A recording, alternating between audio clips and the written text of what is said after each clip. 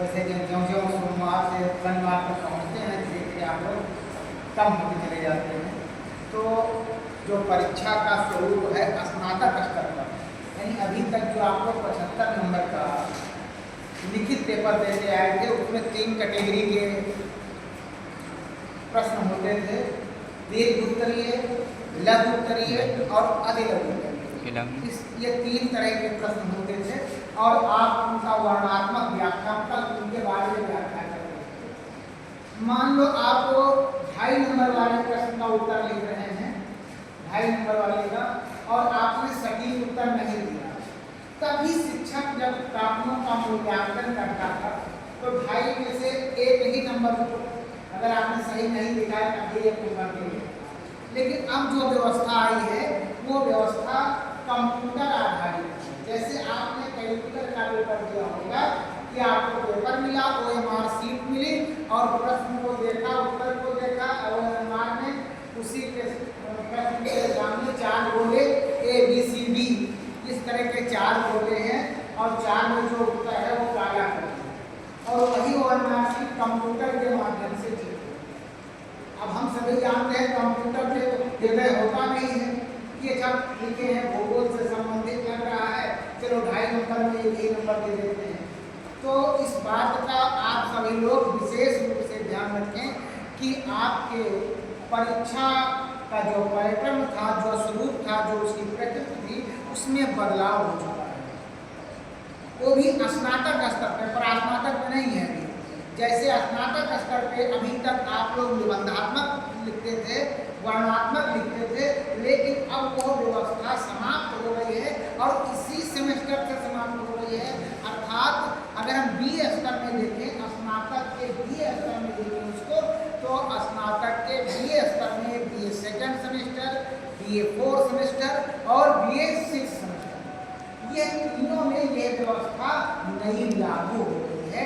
तो जो आपके अब अध्ययन का स्वरूप है, आपके अध्ययन का जो स्वरूप है वो बहुविकल्पीय आधार पर होना चाहिए। अभी तक क्या था, कुछ लोग करते थे कि इम्पॉर्टेंट प्रश्न या टीचर से पूछे सर इम्पॉर्टेंट क्या क्या लगा एग्जाम में आता है, हम सभी लोग उस आधार पर उसको पूछकर और उसको गंभीरता से पढ़ लेते थे, अच्छे नंबर मिल जाते थे या पास हो जाते थे, कैसा लिखते थे।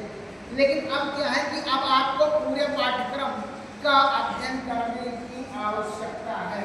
अगर पूरे पाठ्यक्रम का अध्ययन आपने नहीं किया तो वो आपके जो प्राप्तांक परीक्षा के अंक हैं उस पर असर पड़ेगा।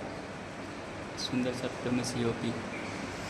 और ये व्यवस्था डॉक्टर राम मनोहर लोहिया अवध विश्वविद्यालय अयोध्या और उसके अंतर्गत आने वाले महाविद्यालयों में एवं माँ पाटेश्वरी विश्वविद्यालय बलरामपुर जो स्नातक स्तर पर अभी सेकेंड सेमेस्टर है और प्रास्नातक स्तर पर भी सेकेंड सेमेस्टर है, वहाँ ये व्यवस्था लागू हुई है। और तीसरा किसान PG कॉलेज बहराइच अर्थात जहाँ आप अध्ययन कर रहे हैं, यहाँ भी ये व्यवस्था लागू हो गई है। चूँकि यह एक स्वायत्त शासी कॉलेज है, इसकी अपनी अलग नीतियाँ बना सकते हैं, यहाँ पर परीक्षाएँ करा सकते हैं, अपने प्रायोगिक परीक्षा अपने आधार पर करा सकते हैं, परीक्षा करा सकते हैं, ये सारे अधिकार हमको मिले हुए हैं। तो हम भी उसी पैटर्न को लागू कर दिए हैं। तो जो आपके अध्ययन का स्वरूप था अभी तक वो दूसरा था, अब उसमें बदलाव करके, परिवर्तन करके नए सिरे से अध्ययन करना आप सभी लोग प्रारंभ करेंगे। वो भी फर्स्ट यूनिट से। अब जैसे ये पेपर आपका इकोनॉमिक ज्योग्राफी है, आर्थिक भूगोल है। आर्थिक भूगोल में कोशिश ये करिए, जैसे विभिन्न प्रकार के आपने सिलेबस आपके पास ही है, सिलेबस में अनेक प्रकार के संसाधनों के बारे में आया, आर्थिक क्रियाओं के बारे में आया, या अनेक प्रकार के जो संसाधन हैं जैसे पेट्रोलियम है, लौह अयस्क है, कोयला है, अनेक इस तरह जितने भी संसाधन हैं उनके कम से कम 4 पॉइंट याद कर लीजिए कि लौह अयस्क कहाँ पाया जाता भारत में। भारत में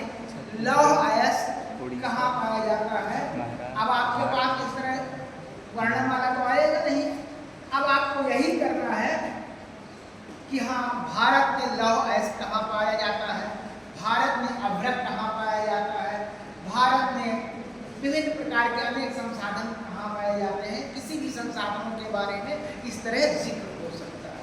तो आप पहली यूनिट से उस तरह अध्ययन करना प्रारंभ कर दीजिए। आप पहली यूनिट से ही बहुविकल्पीय प्रश्नों का चयन करते हुए आप जब अध्ययन करेंगे तो आपको ही लग जाएगा कि इस तरह के प्रश्न, जैसे आपने करिकुलर के पेपर में दिया हो है एग्जाम, तो आपको लग जाएगा जब अध्ययन करेंगे कि हाँ इस तरह का प्रश्न यह पूछा जा सकता है। यह पूछा जा सकता है कि उद्योग लगाए गए हैं तो ये किस प्रकार की क्रिया में है, परिवहन और संचार तंत्र को किस क्रियाओं में शामिल किया जाता है।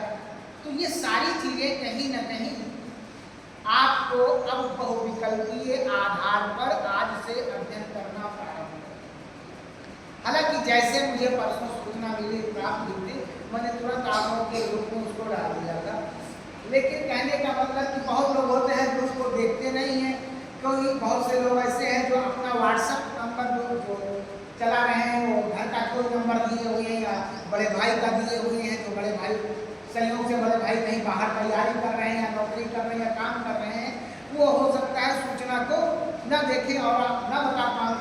ये समस्याएं आती हैं अक्सर ऐसी। तो हमने सोचा कि आप दोनों क्लास में आकर ये सारी जानकारियाँ दिया जाए और आप सभी लोग इस बात का विशेष ध्यान रखें कि आप सभी को बहुविकल्पीय आधार पर आज से अध्ययन करना प्रारंभ करें।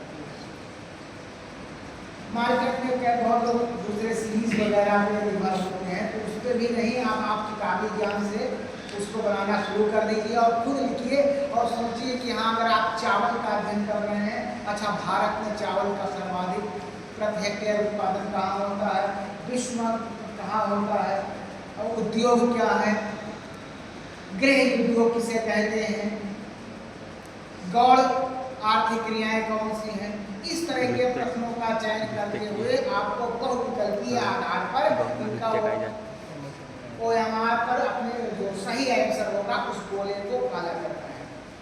ठीक है, एक चीज और देखता हूँ मैं कि बहुत लोग OMR के न भर पाने या अनुभव न होने के कारण अपना रोल नंबर ऊपर तो सही लिख देंगे, लेकिन जब उसके नीचे गोला करने का मौका आएगा तो वहाँ मान लो आपके रोल नंबर में ऊपर 5 अंक है, नीचे आप 4 भी पे गोला कर दिए। तो इस चीज को भी आप बचना है, आप सीख लीजिए। तो एक तो जानकारी के अभाव में ऐसा कर देते हैं, दूसरा ऐसे लोग भी हैं जो हड़बड़ाहट में इतने जल्दबाजी में रहते हैं कि उनका रोल नंबर ऊपर 5 अंक है, नीचे वो 4 अंक काला करते हैं। तो इन चीजों से आपको बचने की आवश्यकता है। आपके पास समय है, आप पहले से